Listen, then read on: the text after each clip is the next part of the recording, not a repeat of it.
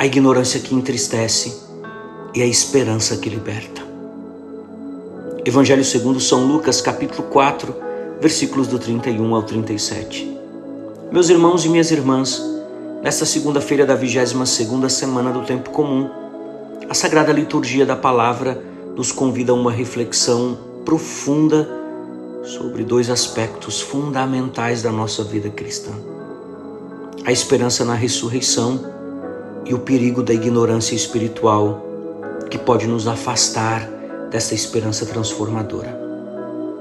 Na primeira leitura da carta de São Paulo aos Tessalonicenses, que é um escrito considerado como o mais antigo do Novo Testamento, uma carta redigida cerca de 10 anos após a ressurreição de Jesus, nos oferece uma das mais belas e consoladoras descrições da esperança cristã.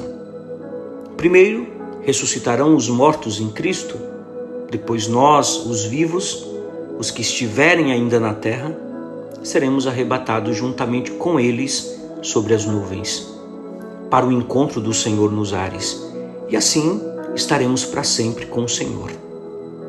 1 Tessalonicenses capítulo 4, versículos 16 e 17. A palavra grega arpagesometa, traduzida como seremos arrebatados, deriva do verbo arpazó, que significa tomar com força, arrebatar, raptar. Note que aqui não se trata de uma fuga da condição terrestre, mas de um encontro transformador. O termo encontro, do grego apantesis, era usado para descrever a recepção solene de um dignatário que chegava à cidade. São João Crisóstomo, em suas homilias sobre a carta aos Tessalonicenses, explica que não somos nós que vamos a Cristo, mas Ele que vem ao nosso encontro como o rei que sai para receber os seus súditos. Veja que esta esperança vibrante e atraente se desenvolve a partir de uma situação que São Paulo define como perigosa. Ele vai falar da ignorância espiritual. O apóstolo escreve: não queremos, irmãos, que ignoreis o que se refere aos mortos, para que não vos entristeçais com os outros que não têm esperança. A palavra grega agnoein, ignorar, não indica simplesmente falta de conhecimento intelectual, mas uma cegueira espiritual que impede de reconhecer a ação salvífica de Deus.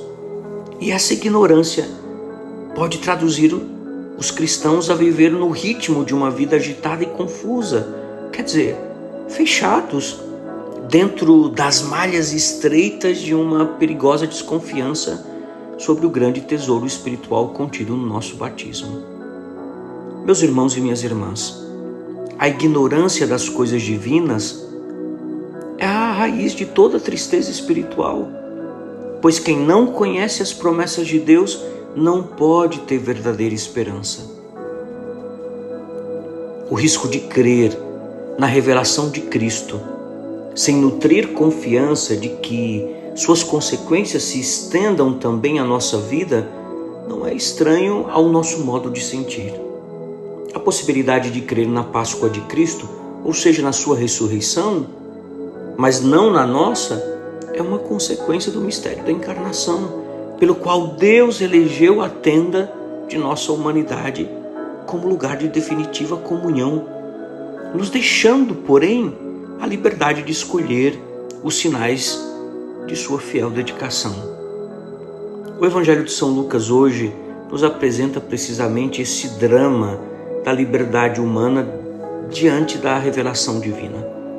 Jesus, em sua terra natal, em Nazaré, proclama na sinagoga: o Espírito do Senhor está sobre mim, porque me ungiu para evangelizar os pobres, enviou-me para proclamar a remissão aos cativos e aos cegos a recuperação da vista, para pôr em liberdade os oprimidos e proclamar o ano da graça do Senhor.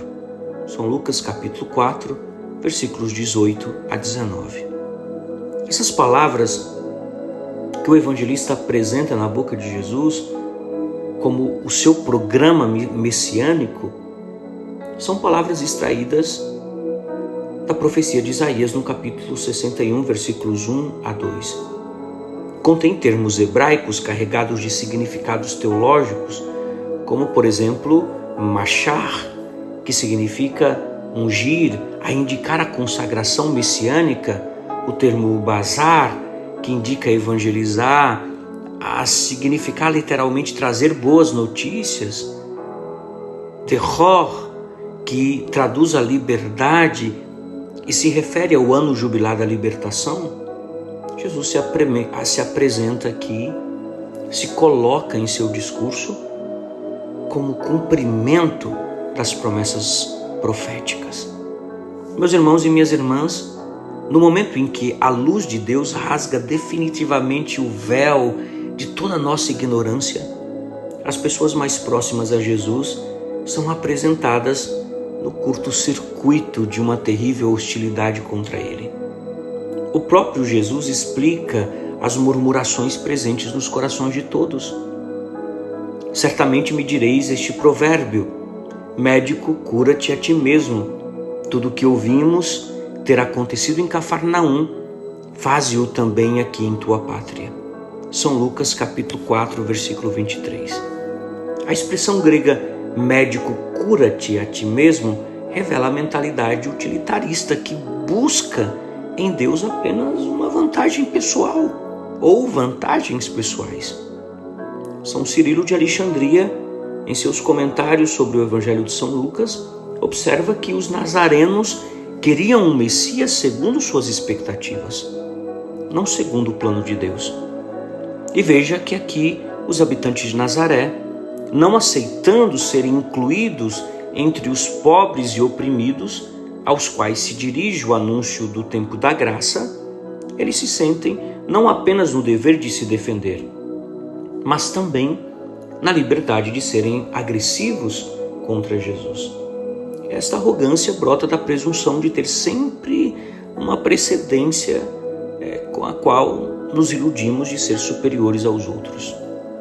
O Magistério da Santa Igreja, no seu catecismo, nos ensina que a fé é uma resposta pessoal do homem a Deus, ao Deus que se revela. Contudo, essa resposta ela pode ser obstaculizada pelo nosso orgulho.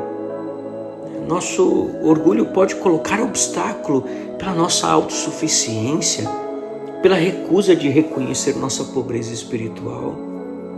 Santo Tomás de Aquino, na Suma Teológica, ele nos diz que a soberba é o princípio de todo pecado, porque impede o homem de se submeter a Deus.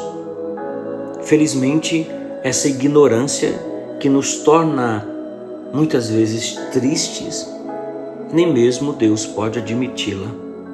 O Evangelho termina com uma imagem de esperança, mas ele, passando pelo meio deles, se pôs a caminho. Veja que a fé ilumina a existência humana. A verdadeira fé não é ignorância, mas um conhecimento amoroso. Não é tristeza, mas é alegria. Não é fechamento, mas abertura ao mistério de Deus que se revela. Por isso, meus irmãos e minhas irmãs, as leituras de hoje nos convidam a examinar nossa própria relação com a esperança, a nossa esperança cristã, que é uma pessoa, Jesus Cristo. Por isso, pergunto para cada um de nós cremos verdadeiramente que a ressurreição de Cristo se estende também à nossa vida? Ou nós vivemos com os outros que não têm esperança? Nós reconhecemos entre os pobres, os pequenos aos quais Jesus anuncia a boa nova, nós reconhecemos Ele entre esses pobres ou presumimos ter precedência sobre os outros, nos achando autossuficientes ou superiores? Que o Espírito Santo que ungiu Jesus para evangelizar os pobres nos liberte da ignorância espiritual e nos conceda a graça de viver na alegria da esperança pascal.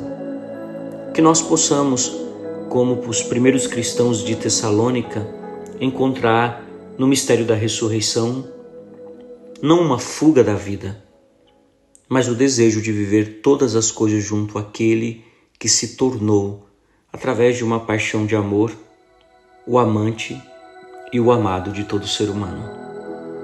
Uma santa e abençoada segunda-feira para você e sua família. Que Deus te abençoe em nome do Pai, do Filho e do Espírito Santo. Amém. Paz e misericórdia.